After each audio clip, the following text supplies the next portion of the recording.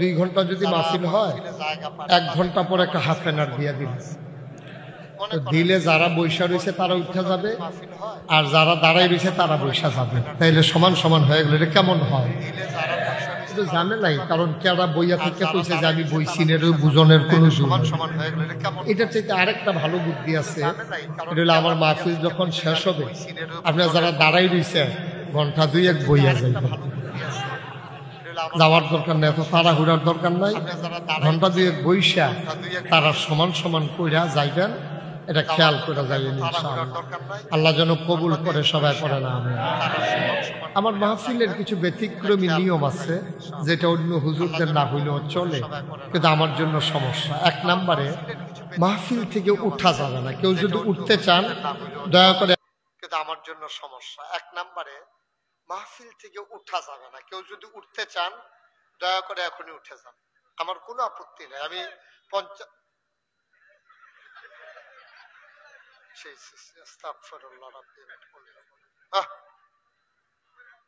এরকম করেন না আপনি। আর এটা কি করলেন আপনি এত ভদ্র একটা পরিবেশে? আমিন কোন। মাহফিল থেকে উঠা যাবে না, এটা সবাই খুব খেয়াল রাখতে হবে। কারো কোনো সমস্যা থাকলে এখনই উঠে যেতে পারেন। আমার অর্ধেক ওয়াজ শুনে আপনি চলে গেলে এটার মাধ্যমে উপকারের চাইতে আপনার ক্ষতি হবে বেশি।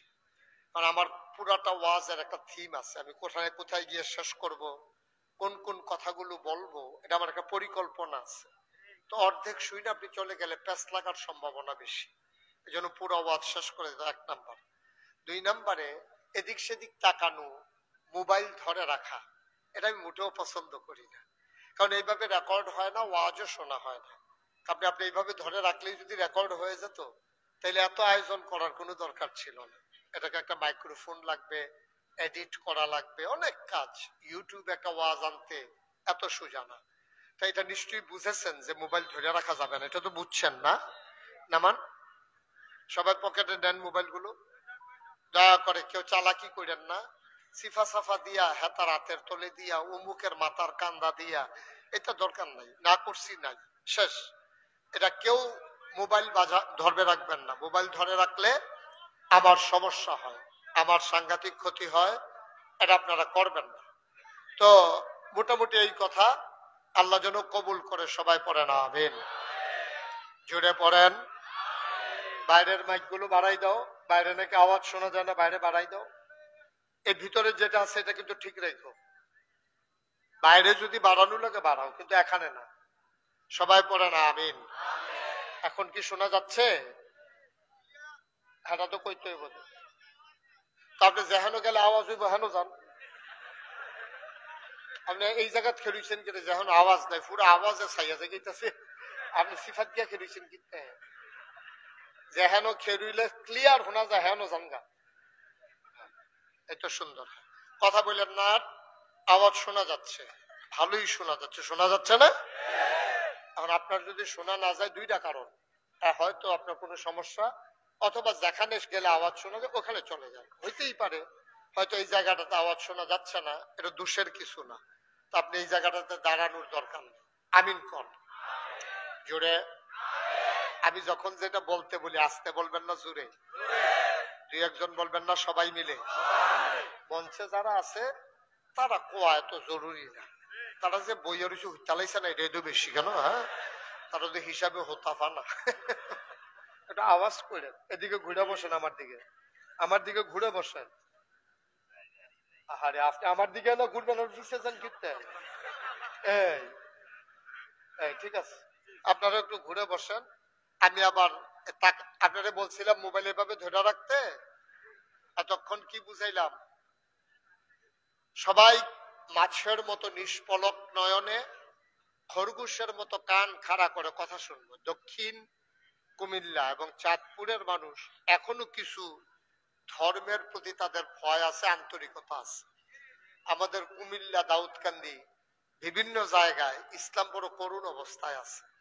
কারণ এখনো দেখেছি আপনাদের এলাকায় বাড়ির সামনে যার সামর্থ্য নাই, তারা দেখেছি অনেক জায়গায় আপনার টিনের বেড়া দিতে না পারলে তারা অন্তত কলার গাছের বেড়া দিয়া, নারিকেলের অথবা সুপারির বাইল দিয়ে হইলেও তার একটা আবজার ব্যবস্থা করে, মহিলাদেরকে যেন দেখা না যায়। আর দাউদকান্দি এলাকায় যারা নদীর পারে বাড়ি, দাউদকান্দি মেঘনা, তারা দেখছি সবাই মিল্লা জিল্লা, মিল মোহব্বত ভালো, বেড়ায় বেরিয়ে সব এখনো গোসল করতে আছে, একজনের সাবান লাগাই আরেকজনের কাছে দিতে আছে, আবার হেতারা লাগাইতে আছে, এটা কারবার যাইতে আছে আর কি। ওই তুলনায় আপনারা অনেক বলছিলাম, এই তুলনায় আপনারা ধর্মপ্রিয়। আরে গ্রাম পুলিশ হোক আর যেই হোক, বাঁশি বাজানোর দরকার কি? আমিন কর। রুট ক্লিয়ার করা যাবে না, রুটে অনেক লোক। আমি তো বলছিলাম আপনাদেরকে এত ছোট জায়গায় ব্যবস্থা করা হয়তো বুঝি নাই, আপনাদের একটা চিন্তা করা দরকার। এখন কি আর আগের মতো আছে যে ডরে মাহফিল আইয়া না? এখন তো ডর ভাঙছে, ঠিক নিও। এখন তারা আইব, আরে আপনারা ঘর পিছিয়ে দাওয়াত দিচ্ছেন, একজন তারা আইয়া পড়ছে হাফটা সুটটা সাইটটা সব লইয়া, জাগা হইব কেমনে? যেই লোকটা বাঁশিটা বাজায় তারে কন না, একজনে কন যে বাঁশিটার বাজাইচ্ছে। আমিন কন, জোরে কন, আরো জোরে। বন্ধুগণ, আজকে আমরা যে বিষয়টার উপরে আলোচনা করতে চাই, বাংলাদেশে আমরা ইসলাম কারে কয় বুঝি না। ভাই আপনি এটা নিয়ে এরকম করলে আপনি ওয়াজ শুনতে পারবেন না। আপনি এই জন্য তো 10 ঘন্টা ফুন্ড পাঠ করছেন, এটা আপনি ওয়াজ শুনেন কেমন? এদিকে ঘুরে বসেন, আমার দিকে ঘুরে, আরো ঘুরেন, এই ফাউটা হেবাটার পিছিয়ে দিয়ে নেন।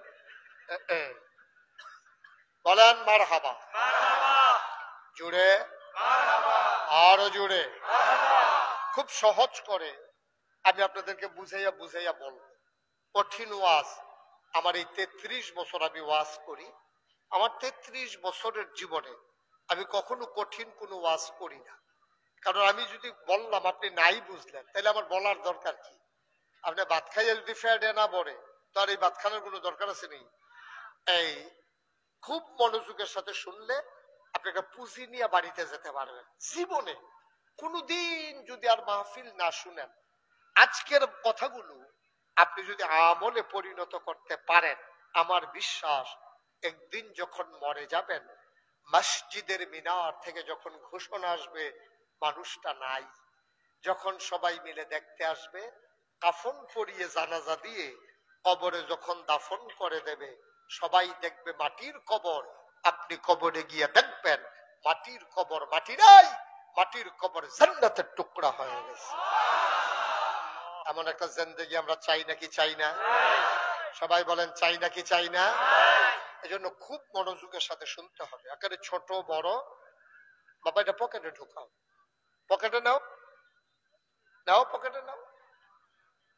আমার দিকে তাকায় তাকায় ওয়াজ শুনবেন, আমি আপনাদের দিকে তাকায় তাকায় কথা বলবো। এখানে যারা আছেন অন্তত একবার হইলো আমি আপনার দিকে তাকাবো। মোবাইল গুলা বন্ধ করতে বলছিলাম, কথা না শুনলে তো বাবা ওয়াজে তাসির হবে না। সবাই কোন আমিন। বাচ্চাটাকে বসাই দেন, ওরে বসাই দেন, হ্যাঁ সুন্দর করে বসাই দেন।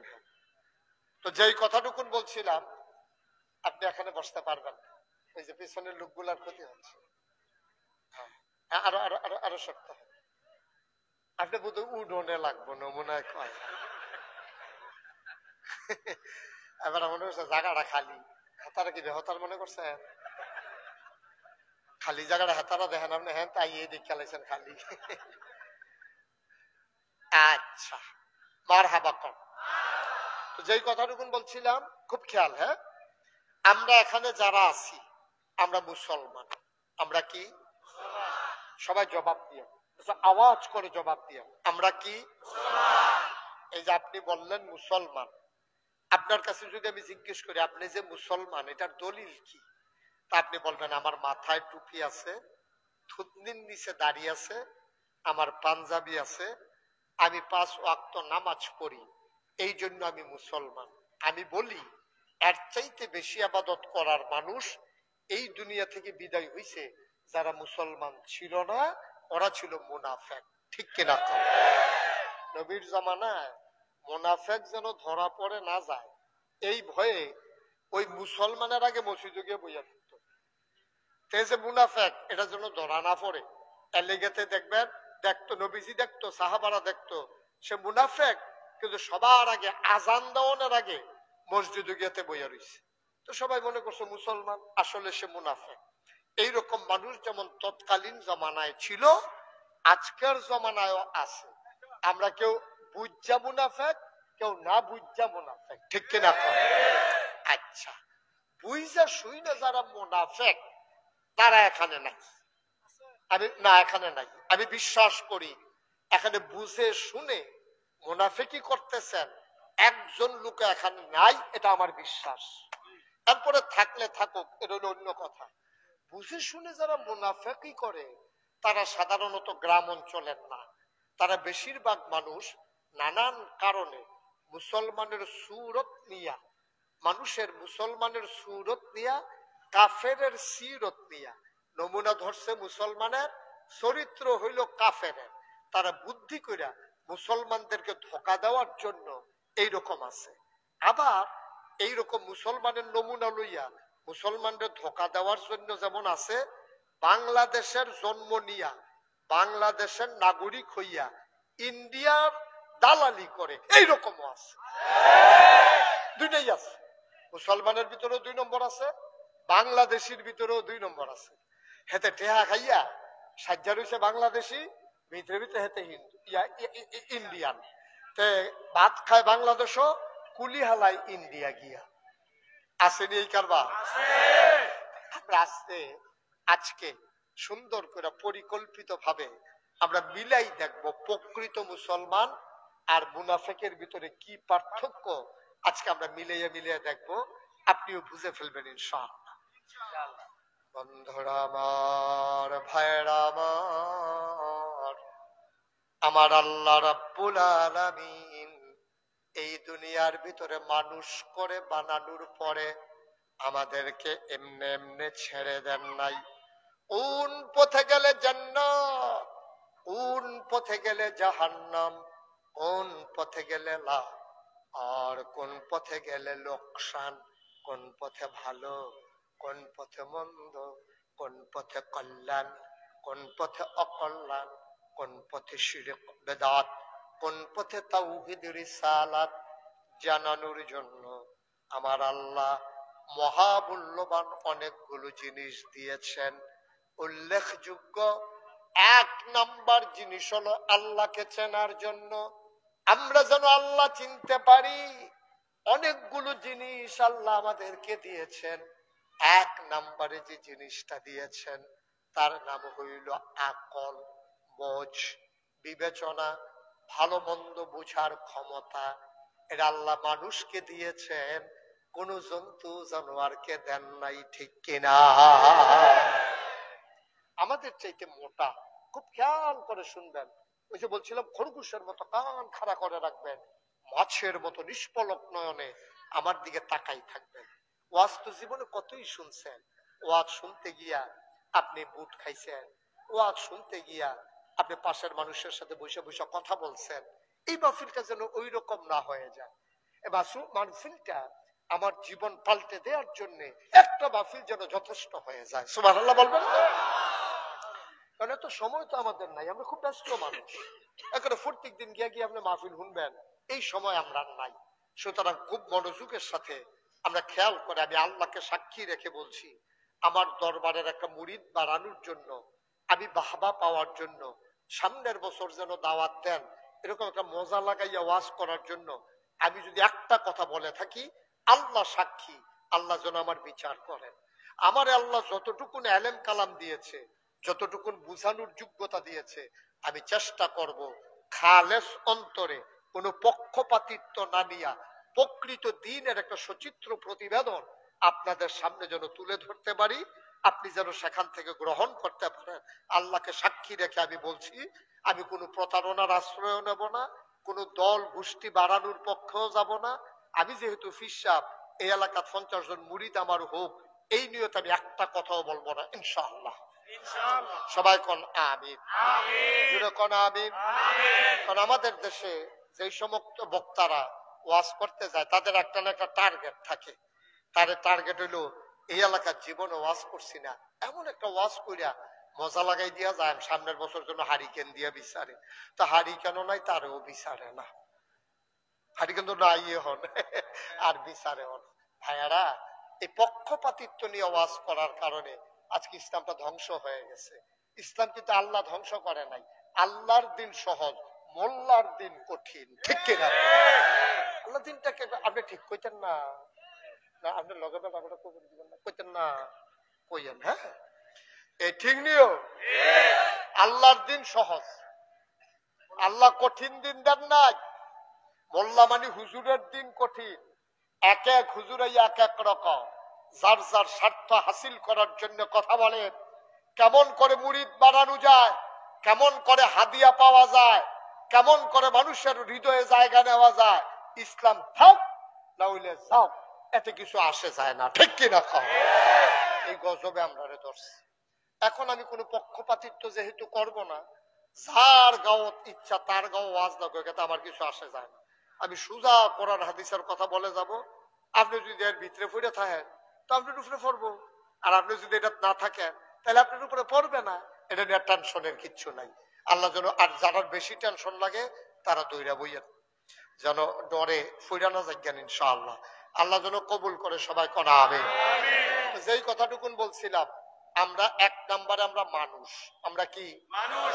কে বানাইছে? আল্লাহ। এই জবটা সুন্দর হইছে, আপনি আর কত জোরে কইতেন না? জোরে কইয়া। আমরা সবাই মিলে প্রাণবন্ত, কোনো ফাট্টাফাটি নেই। শৈল যা জোর আছে, খুশি মনে আমরা কথা শুনবো, খুশি মনে ভিতরে আমরা আওয়াজ বার করে দেব। আমরা কি মানুষ? আমরা কি মানুষ? বানাইছে কে? আল্লাহ। দুইটা প্রশ্নের জবাব, গুরুত্বপূর্ণ বিষয় পাইয়া গেছি। তাইলে এবার একটা রায় দিয়া লাই চলেন। যেহেতু আমরা মানুষ আর সবাই মিলে একমত হইছি বানাইছে আল্লাহ, তাইলে আবাদত করবো কার? আল্লাহ। দেখছেন কি লাইন উপরে গেছে কেন আওয়াজটা? মারহাবা কর না কেন? তাইলে কি মাজারু গিয়া সেজদা দেওয়া যাইব? হিসাবে মিলে না, হিসাবে মিলে না। যেহেতু বানাইছে আল্লাহ, তো কপাল বানাইছে যে সাজদা দেবে তারে, তো মাজারের এবারও দ্বারা আমারে বানাইছে না। এবার লাট সাবক না হইলে তাল গাছ হোক, না হইলে এবার আসমান দিয়ে উড়া যাক, ফানি দিয়ে আটটা যাক, আমার কি? ঠিক কিরকম? এবার করে বুজুর্গানে দিন, বুজুর্গানে রাত, বুজুর্গানে সন্ধ্যা, বুজুর্গানে আসর, যা মনে করে তাও, আমার তো কিছু আসে যায় না। আমার হিসাব, আমার হেবারার হিসাব হেবারা, ঠিক নিও। আমি তো মরণ লাগতো না, আওয়াজ বন্ধ করে লাগছে, উফরা পড়তেছে। তো আপনি মাঝির জাতি কি সুন্দর কথা কইলেন, আবার দিয়ে দুম ধরে লাইছে, নমুনা দি খারাপ রে, একটু খারাপ, একটু হ্যাঁ একটু বেশি খারাপ। হ্যাঁ, আওয়াজ দেন। আপনি একটা সাব্যস্ত লোক, আপনি একটা আওয়াজ দিবেন না? মারহাবা কন। তাহলে মানুষ, আমরা মানুষ না? ইচ্ছা করলে আমরা আল্লাহ গরু বানাইতে পারতো নি, ছাগল, শুয়োর, গাধা, গরু, কুত্তা বানাই দিতে পারতেন। তিনি তো বানান নাই। তিনি কত বড় নিয়ামত মানুষ বানাইছে। আমার কুত্তা বানিয়ে আমার উপায় কি হইতে একবার কি চিন্তা করছে? আমি কি এখনো ওয়াজ করতে আসতে পারতাম?